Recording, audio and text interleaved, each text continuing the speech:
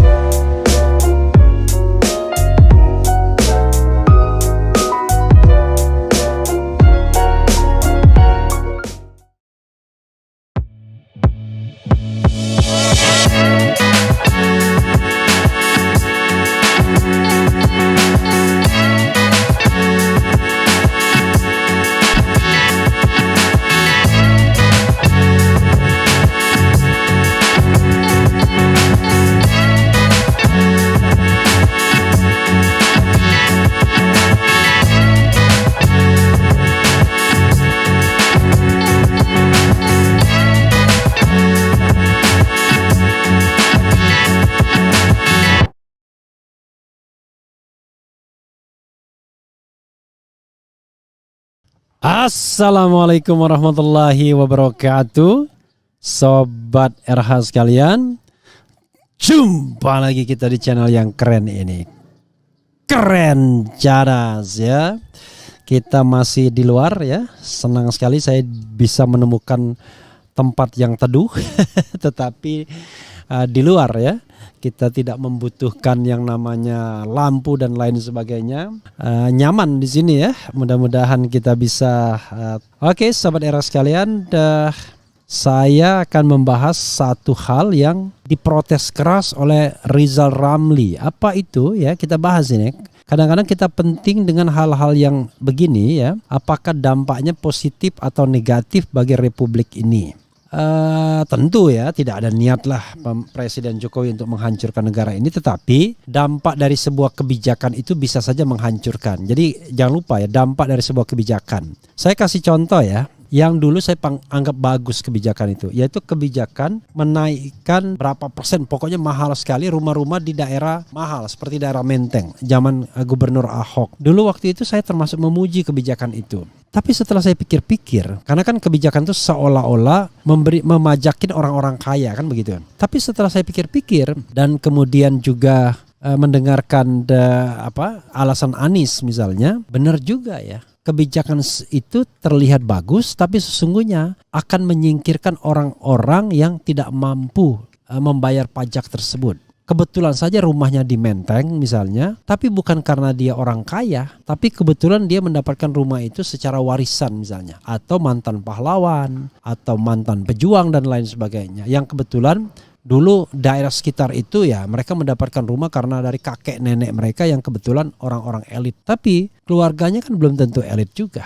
Ya seperti rumah yang saya beli ini, seketika ayah ibunya meninggal, anaknya tidak mampu memelihara, sehingga rumah ini terbengkalai selama 2 tahun kosong sebelum akhirnya saya membelinya. Nah, Sobat RH sekalian, ini menarik jadinya ya. Kalau kita melihat kebijakan itu pasti ada plus dan minusnya. Pasti ada jangka pendeknya dan jangka panjangnya. Nah, coba kita lihat kebijakan apa yang dipermasalahkan oleh Rizal Ramli ini ya, yang dianggapnya mau hancurkan negara ya, mau hancurkan Indonesia. Bisa benar, bisa enggak. Tapi lebih baik kita baca ya. Demokrasi.id, mantan Menteri Koordinator Bidang Kemaritiman Rizal Ramli kembali mengkritik kinerja Jokowi melalui akun sosial media pribadinya. Kali ini pakar ekonomi itu menganggap Jokowi sudah cukup keterlaluan dengan mengizinkan adanya second home visa yang bisa membuat warga negara asing WNA tinggal lama di Indonesia. Izin tinggal 10 tahun, second home visa ini akal-akalan, kemungkinan besar dimanfaatkan oleh warga RRC untuk kerja di Indonesia. Kita nggak bicara SARA ya, RRC. Potensi alat kecurangan pemilu, tulisnya melalui akun @rizalramli. Tak tanggung-tanggung Rizal pun mengatakan bahwa Jokowi sudah memanfaatkan kekuasaannya melalui kebijakan tersebut. Benar-benar Jokowi sudah keterlaluan dan keblinger. Mentang-mentang kuasa, etika nasionalisme diterabas, tulisnya lagi. Kita bacakan lagi ya. Sementara itu, kebijakan second home visa diluncurkan menjelang pelaksanaan konferensi tingkat tinggi KTT G20 dengan tujuan menarik daya tarik wisatawan untuk datang ke berbagai destinasi di Indonesia. Kebijakan ini sendiri diterbitkan pada Selasa 25 Oktober 2022 melalui surat edaran nomor IM seterusnya tahun 2002 tentang pemberian visa dan izin tinggal terbatas rumah kedua. Dengan adanya visa tersebut, WNA dapat tinggal selama 5 hingga 10 tahun dan bebas melakukan kegiatan apapun, salah satunya dalam lingkup perekonomian. Melalui kebijakan ini juga WNA dapat tinggal dan berkontribusi langsung untuk perekonomian Indonesia di tengah kondisi perekonomian global saat ini. Namun tak sembarang warga asing yang bisa mengajukan kebijakan ini. Perlu ada beberapa syarat yang dipenuhi, salah satunya adalah rekening individu maupun penjamin dengan nominal sekurang-kurangnya 2 miliar ya. Oke, jadi ada salah satunya adalah rekening individu maupun penjamin dengan nominal sekurang-kurangnya 2 miliar. Maksudnya rekening yang bersangkutan atau rekening penjaminnya ya. Kita coba lihat ya. Ini ya tweetannya, benar-benar Jokowi sudah keterlaluan dan keblinger. Mentang-mentang kuasa, etika nasionalisme diterabas. Izin tinggal 10 tahun, second home visa ini akal-akalan. Kemungkinan besar dimanfaatkan oleh warga REC untuk kerja di Indonesia. Potensi alat kecurangan pemilu. Dari CNBC ya, cnbcindonesia.com, RU luncurkan second home visa, WNA bisa tinggal 10 tahun. Kebijakan itu tertuang dalam surat edaran dan lain sebagainya. Ya, menarik ya. Kenapa menarik? Pertama, kok cuma surat edaran ya? Padahal surat edaran itu bukan hukum. How come surat edaran bisa mengalahkan aturan? Coba kita lihat ya, ada nggak aturan yang diterabas dengan second home visa ini? Dan surat edaran itu sekali lagi bukan hukum, bukan aturan. Dia hanya sekedar pemberitahuan saja, tapi biasanya surat edaran itu merujuk pada undang-undang atau aturan di bawah undang-undang. Itu harus jelas ya. Saya nggak ngerti ya, karena bukan I'm not the expert on this issue actually ya. Nah, itu yang pertama. Yang kedua yang harus kita pahami juga ya Sobat Era sekalian, terkait dengan kebijakan ini sendiri. Apa iya menguntungkan ya memberikan second home visa kepada warga negara asing selama 5-10 tahun bisa tinggal dan bebas melakukan kegiatan perekonomian? Apakah dia akan membantu perekonomian Indonesia? Atau sebaliknya merupakan penjajahan ya. Kalau di polling saya yakin sudah banyak yang menolak ya. Tetapi coba aja kita polling ya. Sekadar untuk mengetahui bagaimana aspirasi Sobat Era sekalian dalam konteks ini ya. Coba saya bikin sendiri Sobat Era sekalian ya. Apakah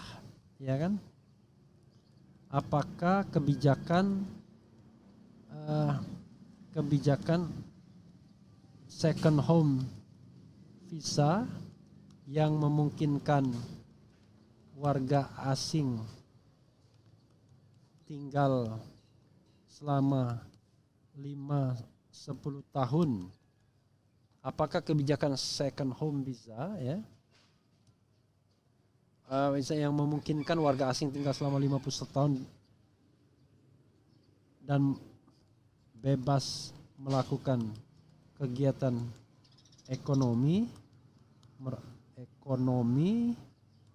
merupakan kebijakan yang patut didukung dan disyukuri ya, ada patut didukung dan baik bagi Indonesia ya kan.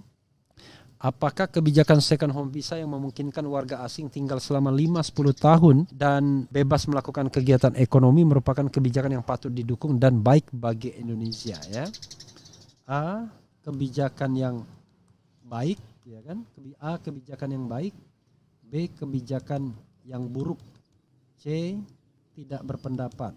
Apakah kebijakan second home visa yang memungkinkan warga asing tinggal selama 5-10 tahun dan bebas melakukan kegiatan ekonomi merupakan kebijakan yang patut didukung dan baik bagi Indonesia ya? Oke, coba kita lihat ya. Kalau kita bicara tentang satu isu ya, tentang kedaulatan ekonomi, kok terkesan ya masa pemerintahan Presiden Jokowi ini Indonesia for sale. seperti mau dijual, dalam pengertian begini, betul-betul seperti Presiden Jokowi seperti sales manager, apalagi ketika dia bicara dengan investor soal come to Indonesia, ya kan, we are waiting for you to invest in Indonesia misalnya, ya, in the beginning of his presidency when he speech in China, ya, kalau tidak salah, ya, jadi in front of business people in China. Nah, lalu yang kedua adalah ketika dia menjual dalam tanda kutip ibu kota negara IKN, ya kan? Ya silakan mau dekat dengan ini dan lain silakan come to invest. Saya jadi agak aneh ya, karena why ibu kota negara kemudian seperti for sale dijual seperti itu? Kalau kita tidak mampu membangun ibu kota negara, kenapa kita harus memaksakan diri untuk membangun? Satu. Yang kedua, ibu kota negara itu kalau kita mau kembangkan sebagai kota bisnis juga, maka tujuan kita membangun ibu kota negara yang tenang, yang aman, yang damai, yang tidak banyak kegiatan, itu kan kemudian tidak terjadi. Seperti kita ingin memindahkan bisnis Jakarta ke ibu kota negara, nanti sama saja. Within 25 years dia akan macet juga di sana, akan nggak benar juga. Padahal yang kita inginkan adalah memisahkan sentra-sentra ekonomi kan. Jadi biarkan perekonomian berpusat di Jakarta tapi pemerintahan di IKN kan, kira-kira begitu. Tapi masalahnya adalah kemampuan untuk membangun ibu kota negara itu yang makin nggak ada, makin nggak kuat. Karena itu adalah IKN for sale, Indonesia for sale, and then we give you visa for 5 until 10 years as a second home visa, ya. Jadi agak miris juga. Apakah tidak ada alternatif lain untuk katakanlah quote unquote menyelamatkan Indonesia, ya, agar rakyat Indonesia ini bisa makan tanpa harus betul-betul membuka Indonesia seperti for sale. Atau kalau iklimnya memang kompetitif, orang akan datang. Tidak perlu kita seperti menjadi sales manager, apalagi dilakukan oleh seorang presiden. Tapi ya, saya sebenarnya tidak bisa berpendapat lebih jauh karena ya actually it is not my expertise. Tetapi tentu omongan Rizal Ramli ini kan bukan omongan yang sembarangan juga, karena secara dia pun ekonom yang paham betul, ya. Kalau kita ngomong tentang dengan Rizal Ramli misalnya, dia selalu merasa yakin ada alternatif dari keterpurukan ini, ya. Yang paling penting adalah katanya keberpihakan. Kalau kita punya budget terbatas, keberpihakan kita kemana? Apakah keberpihakan kita kepada elit yang kecil, ya, menengah ke atas, atau keberpihakan kita ke menengah ke bawah? Itu yang jadi persoalan sebenarnya. Kalau keberpihakan kita ke menengah ke atas, ya memang mereka bisa menyedot uang negara itu gila-gilaan. Tapi kalau menengah ke bawah, membangun perekonomian rakyat misalnya, walaupun itu tidak disukai oleh oligarki yang mengantarkan seorang presiden misalnya, tapi paling tidak kebijakan itu akan membuat perekonomian rakyat tumbuh. Lalu Rizal juga misalnya underlining soal ketahanan pangan. Beberapa waktu yang lalu Presiden Jokowi kemudian bicara tentang proyek ketahanan pangan di daerah Kalimantan. Ternyata jalannya tidak baik juga, ya, karena semua orang dikasih.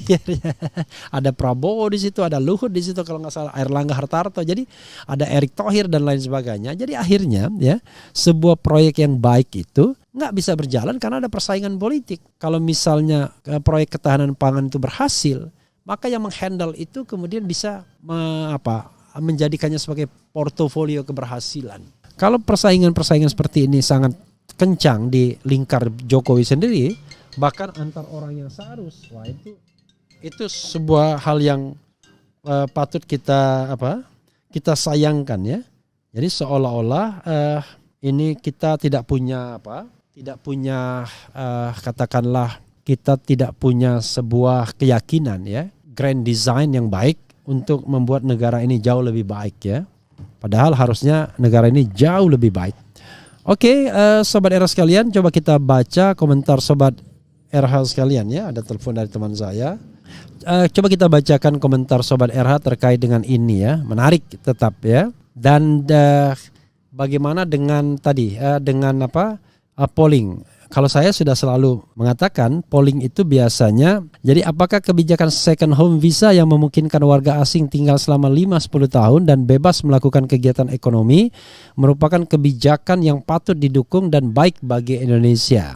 1.100 yang voting, kebijakan baik 5%, kebijakan yang buruk 91%, tidak tahu, tidak berpendapat 4%. Nah, kenapa mereka mengatakan itu kebijakan buruk, ya? secara mata kasar memandang kebijakan itu mempersempit ruang usaha bagi rakyat Indonesia yang sudah padat. Apa ini mungkin kalau bukti kalau negara kita sudah dikendalikan asing, kebijakan yang menyengsarakan rakyat, apa SDM kita sudah mampu? 2 tahun pengangguran bank dampak COVID, sekiranya Bang Refli ada lowongan kerja untuk saya. Allahu Akbar ya. Pak Deowi petugas partai ijazah sekolahnya. Jelas sangat jelek sebab Jokowi mendatangkan pesaing dalam bisnis usaha di dalam negeri sendiri. Kasihan rakyat Indonesia. Waduh, makin parah nanti semua sektor ekonomi diambil asing lah. Kita rakyat mau jadi apa, mau kerja apa, mau usaha apa, sadis. Keputusan Pak Jokowi selalu bikin heboh. Kalau bagus emang apa manfaatnya? Seperti berkata rakyatnya sendiri nggak becus ya. Orang ini saya yakin cuma untuk negara-negara tertentu aja. Yang kita tahu negara mana aja yang rakyatnya bebas mengobok-obok negara anta beranta. Makin jelas kualitas isi kepalanya. Itu kebijakan sembrono Bang RH mengelola negara kok kacangan begitu. Bentuk penjajahan baru. Orang Indonesia bisa bangkrut. Om RH, ini presiden sudah nggak punya nalar bahwa ya itu pro dan kontra ya. Intinya adalah maksud baiknya yang harus kita pahami adalah dengan second home visa dan orang tersebut harus punya tabungan 2 miliar, baik individunya maupun penjaminnya, katanya ada penjaminan juga, maka akan membaus perekonomian, akan membuat orang-orang datang dengan berbagai destinasi dan lain sebagainya. Apa iya ya orang mau spending money untuk Indonesia dan kemudian tidak berpikir untuk mengambil lebih banyak? Itu yang jadi masalah. Saya tidak terlalu percaya bahwa orang asing itu ya mau spending money, mau katakanlah lift up perekonomian kita. Yang ada adalah mereka doing business di sini, lalu kalau ada kesempatan ya mereka menguasai. Atau kalau ada keuntungan simpannya di Singapura. Orang Indonesia aja nyimpannya di Singapura kalau ada duit, bukan di Indonesia sendiri misalnya. Apalagi orang yang jelas-jelas orang asing ya. Jadi sebenarnya barangkali problem dasar kita itu bukan pada kebijakan yang seperti ini. Problem dasar kita itu adalah pada keyakinan kita untuk bisa mandiri ya. Jadi Trisakti itu. Jadi berdaulat secara politik, mandiri dari sisi ekonomi dan berkepribadian dalam sisi kebudayaan. Nah, harusnya itu kan yang jauh lebih ditonjolkan Presiden Jokowi. Kenapa Presiden Jokowi kok seolah-olah kehilangan Bung Karno ya, kehilangan sosok Bung Karno ya, karena dia kan secara dari PDIP. Harusnya dia jauh lebih jauh lebih nasionalistik ya, tidak Indonesia for sale. Jadi partainya berasal dari partai Bung Karno, tapi cara berpikirnya tidak Soekarnois, kira-kira begitu. Tapi sekali lagi ya pro dan kontra biasa, hanya memang kebijakan publik itu kan harus dikontrol atau bisa dipersoalkan. Kalau setiap kita mempersoalkan kebijakan publik selalu diadang dengan cap-cap sakit hati dan lain sebagainya, ya sudah, berarti kita tidak ingin mendengarkan another perspective of from Indonesian people ya. Oke. Setuju Bapak. Lantas apa yang bisa dilakukan? Oposisi sudah tidak ada kekuatan karena arah otoriter dan instrumen otoriter yang telah terbentuk ya. Kemudian apakah RH setuju dengan IKN? Akal sehat Jokowi sudah mati karena memindahkan ibu kota sangat jauh dari Jakarta. Bangun dari nol sehingga kos mahal, ambisi 2024 pokok. Harus pindah IKN akhir HGB 160 tahun dan bebas pajak. Enakan Anies, si pemerintah fasilitas warganya yang pelaksana proyek. Kualitas sesuai maunya warga, anggaran jauh lebih murah. Kemudian apa lagi ya? Maksud baiknya kalau banyak yang lady blonde nggak apa Bung Era, bakal calon bini lebih banyak, perbaikan keturunan, hehehe. Allahu Akbar ya. Oke, karena dulu ya orang asing juga udah pintar. Ketika orang asing itu tidak boleh punya bisnis sendiri, tidak boleh rumah sendiri, dia kawinin orang Indonesia, lalu properti dia atas nama istrinya, tapi de facto dia yang memiliki. Nah, bukannya kita menertibkan hukum, kan harusnya ditertibkan untuk hukum tuh, disita tuh yang kayak begitu. Kita malah kasih karpet merah. Ya sudahlah sekalian aja orang asing boleh memiliki properti. Jadi cara kita begitu. Daripada gelap-gelapan, ya sudahlah orang asing kasih saja second home visa selama 5-10 tahun ya. Oke, saudara sekalian, padahal kita punya isu tentang ketenaga kerjaan, kedaulatan dan lain sebagainya. Tapi sekali lagi ya, ini pro dan kontra yang harus kita kaji dengan baik. Tentu Istana, Jokowi dan timnya punya another perspektif, tetapi asal jangan sekedar membela kebijakan rezim, ya, harus juga kritis. Nah, makanya kita harus berani untuk critical thinking. Saya tidak berpretensi bahwa apa yang saya sampaikan ini benar. Saya hanya menyampaikan apa yang disampaikan Rizal Ramli, dan menurut saya ya itu baik, karena mewarning jangan sampai kedaulatan kita kemudian diserahkan ke asing. Mengenai TKA Cina saja misalnya, yang datang dengan rombongannya, banyak orang yang sudah protes, ya. Lama-lama mereka tidak mau pulang. Dengan second home visa, mereka datang semua ke sini. Ya, yang dapat second home visanya 1-2 orang, yang lainnya jadi pendatang gelap. Dan ketika mereka mau dideportasi dan lain sebagainya, penguasa lokal, aparat lokal bisa dibeli. Kan berat sekali. Jadi salah satu dokumen ya yang pernah saya lihat, dokumen Rusia ya, itu mengatakan bahwa salah satu menundukkan Indonesia dengan membeli elitnya, baik di pusat maupun di daerah. Mereka akan lihat siapa elit di negara tersebut yang punya pengaruh, mereka akan beli, baik di pusat maupun di daerah.